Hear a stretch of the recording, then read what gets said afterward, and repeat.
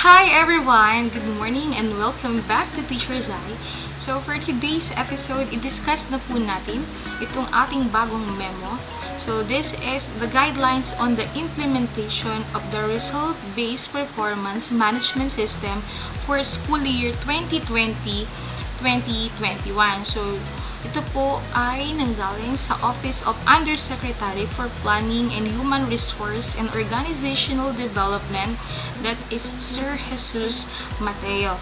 So, ang gusto ko pong i-emphasize for today's episode po is yung ating guidelines for the classroom observation. Ayan.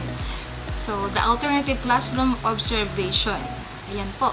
So, as we all know naman po ngayon, yung new normal natin is meron tayong mga different approaches or modality in every school. So, ito na po yung tinatanong ng karamihan. What is the general guidelines for the RPMS alternative classroom observation? So, the alternative classroom observation for RPMS is considered only for school year 2020-2021 due to the absence of or limited capacity for face-to-face learning. So, these are the corresponding guidelines. So, umpisahan na po natin. So, yung first alternative classroom observation is yung ating online observation. So, this applies to teachers who will adapt online synchronous learning regardless of numbers of classes and learners. So, yung iba nag-worry sila kasi konti lang yung kanilang attendees sa online class. Don't worry, wala pong problema doon kasi it was stated in this memorandum na regardless of number of students is i-considered pa rin po yan as our classroom observation. Okay po? Wala pang problema again, kahit 1 or 2, pero syempre, mas magiging interactive or mas masaya yung ating classroom observation kung marami tayong makakasamang estudyante. Okay, so yung next po nating alternative classroom observation is the observation of a video lesson. Okay, so consider this mode of observation when option 1 is not possible. So this applies to teacher who will adapt online asynchronous learning in any of their classes and learners. So marami po tayong eskwelahan na ang ino-offer nila or yung modality ng kanilang school is asynchronous learning. Okay po. Meron naman yung blended learning, yung online, saka naka-modular. So pwede po ito sa inyo. Ayan, dahil kayo naman po ay merong asynchronous teaching na ginagawa, di ba po? Kung saan nagbibigay tayo ng ating mga video lessons sa mga estudyante at ayun ang papanoorin nila. So, nakalagay dyan, a video lesson must have been used in lesson delivery as part of their supplementary materials or as one of the learning materials for online asynchronous learning. It is not the same as the video lesson for TV-based instruction. So, meron po kasi tayong DepEd TV na kung saan ginagawa natin yung supplementary materials sa ating mga estudyante. Pinapanood natin sila doon. Pero, syempre, pag classroom observation, dapat tayo po yung nagsasalita. Tayo po yung nagre-lecture para sa ating mga estudyante. So, ayan, kino-consider po yan as classroom observation. A video lesson must be SLM-based or MELC-aligned. So, a teacher can use any recording device to record herself or himself while teaching a lesson. So, syempre, dapat po yung i-record natin, it must be aligned sa ating MELC. Or pwede naman po natin gamitin yung ating mga ADM modules, learning activity sheet, for as long as it is aligned with the most essential learning competencies. Okay po. If you have a problem, or kung hindi po kayo sanay mag-video ng inyong sarili while teaching, meron din po akong tutorial patungkol dyan. Ilalagay ko din po yung link sa baba. Nakalagay din po, a video lesson can be stored in cloud, example is Google Drive, or any storage, example is flash drive, or upload to an online classroom or Google Classroom or e-learning management system. lahat po tayo ay may Google account since we have our DepEd email. So that is our Google Drive. Ngayon po, nakalagay kasi dito is pwede tayong gumamit ng flash drive, pero di ba tayo kasi hanggat maaari is nililesen po natin yung physical contact. Kaya po, ang advisable for now is Google Drive po ang gamitin. Okay po? Pero kung may Google Classroom kayo or School Learning Management System or yung LMS is pwede pong i-upload din doon. Okay, so for classroom observation number 3, ayan po. So, nakalagay dyan, observation of a demonstration teaching via learning action cell. So, consider this mode of observation when option 1 and 2 are not possible.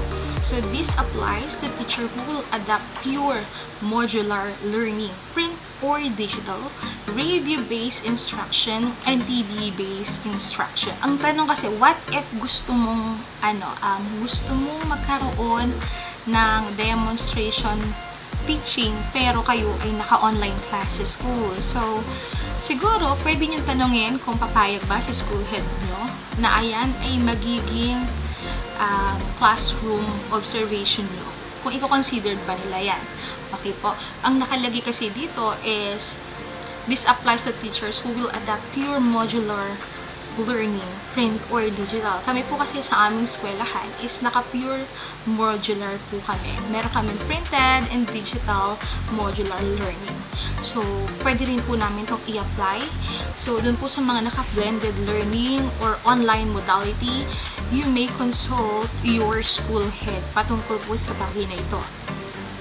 So, nakalagay dyan, in DepEd's BELCP or the Basic Education Learning Continuity Plan, in time of COVID-19, a support mechanism shall be established for teachers and school leaders to have access to relevant on-demand technical and administrative advice and guidance which come in many forms, including professional learning communities through the LAC. So that is under DepEd Order Number 12, Series of 2020, page 41. So in support of this mechanism, the LAC policy states that school LAC primarily function as professional learning community for teachers that will help them improve practice and learners' achievement. So that is under DepEd Order Number 35, Series of 2016.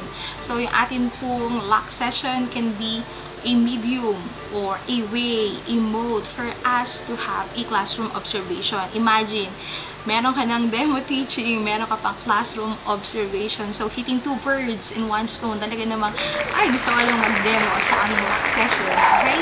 So, this may be the best time to use the LAC as an opportunity for the RETI to show performance of the RPMS objectives and for both RETIs and observers to discuss collegially strategies to improve the teaching and learning process, especially in addressing challenges in learning delivery brought by the pandemic.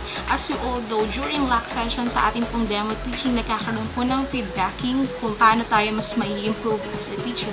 So, ayun, isa na lang din, habang nag-feedback si rater, pwede rin yun po ang magiging post-con ginagawa po. Okay, so, ayan.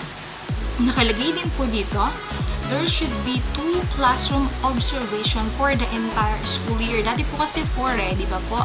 Every quarter or every grading tayo po ay nagpapa-observe. Pero ngayon, 2 na lang po. So, RETIs should submit 2 classroom observation tool, rating sheet, agreement form as MOB for objectives that requires such objective 1, 5, and 7. Sa atin po kasing RPMS, ang objectives 1, 5, and 7, ang score po niyan ay manggagaling po sa ating COT or yung ating po classroom observation tool. So, the alternative classroom observation should follow this time frame. Yung ating pong CO1, that is between January to March 2021. Ang atin naman pong COT2, that will be between April to May 2021. Okay po? So, for the frequently asked question, you may check the appendix number 7. Alright? So, next na po tayo, the alternative classroom observation process. So these are almost similar with the process of classroom observation done via face-to-face. So meron pong pre-observation, merong observation, at yung post-observation are still followed with minimal modification as shown in the table below. So ito yung table na yun.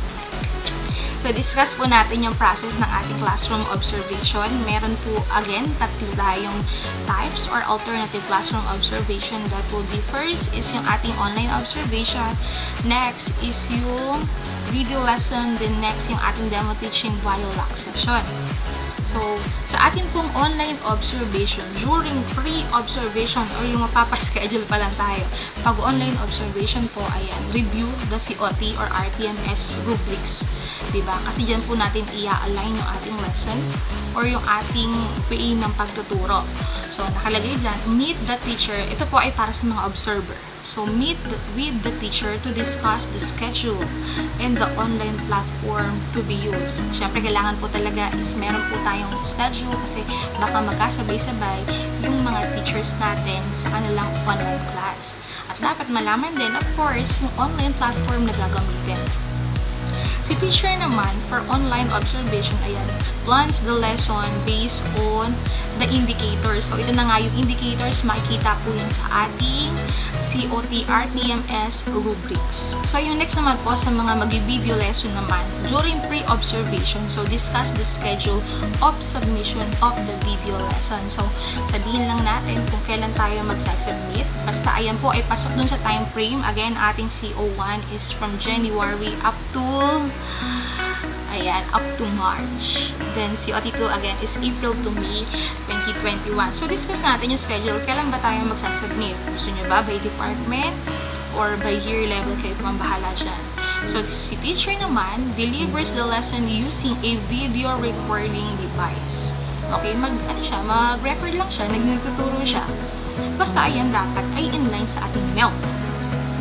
So, as you can see, dito naman po sa ating demonstration teaching under pre-observation. Ayan, so discuss the schedule of the lock session intended for demonstration teaching. Okay, so alam naman natin na lagi natin kasama ang ating mga school head and head teacher during our lock session. Pero syempre, maganda na inform sila na sa lock session na yon is makakaroon ng demo teaching na magiging classroom observation na rin. Okay po. So, si teacher naman plans the lesson based on the indicators. Pareho din po doon sa ating online observation. So, ang kinaibahan lang pala, pag online observation is, ang mga tuturuan nyo dito ay estudyante. Okay? Pag dito naman po kayo sa lock session, nag-demo teaching. May demo teaching na kayo, may classroom observation pa kayo. At ang inyong magiging mga estudyante ay ang inyong mga co-teachers, co-department. Okay? During observation process. Ayan. So, ang kailangan po dito ay ang ating observation note forms. So, ang atin pong mga observer, ayan, records all the comments on the observation note forms. Si teacher naman delivers the lesson in chosen online platform. This is for online classes po. While dito naman po sa ating mga video is view the video lesson after submission, then record all the comments on the observation notes.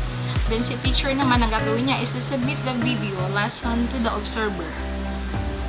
Next naman po, dito sa atin pong mga mag-demo during lock session, ayan, so si observer, ganun din po, record all the comments, and si teacher delivers the lesson on the agreed time and location. Alright, so after our observation process, lagi naman po tayong merong post-observation. So, ayan, yung rating sheet po natin.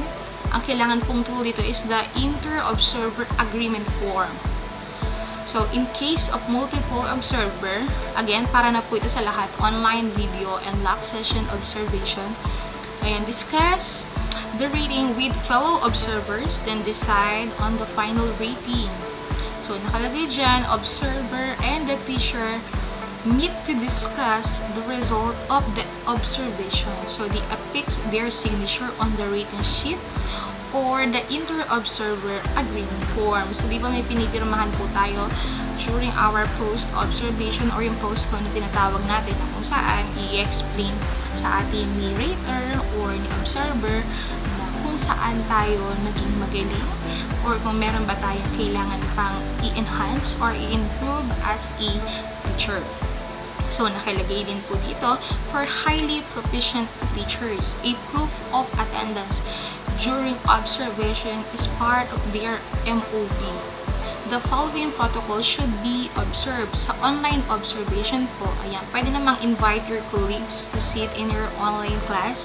So, have an attendance sheet after the class. Yung attendance sheet po talaga yung mahalaga. For example, is hindi ka nagkaroon ng attendance sheet, siguro yung kung nakapag-screenshot ka naman during your online class is pwede naman yun, may pakita na meron kang mga attendee. Kung talagang wala, I'm pretty sure meron ka po yung sa gilid yung iyong chat pane na kung saan is nagsusulat yung mga bata. So makikita yung mga names na active doon. Iko-consider naman po siya as attendance sheet. Next is the observation via video lesson. So give copy of your video lesson to your colleagues which they should review and have an attendance sheet signed afterwards. The question is, paano ba tayo magpapa-attendance kung tayo ay naka-video lesson? So, ibibigay natin yan sa ating colleagues, yung sample na ating video. Then, let them sign the receiving copy. Diba? So, that will be considered as your attendance sheet. So, next is the observation of a demonstration teacher.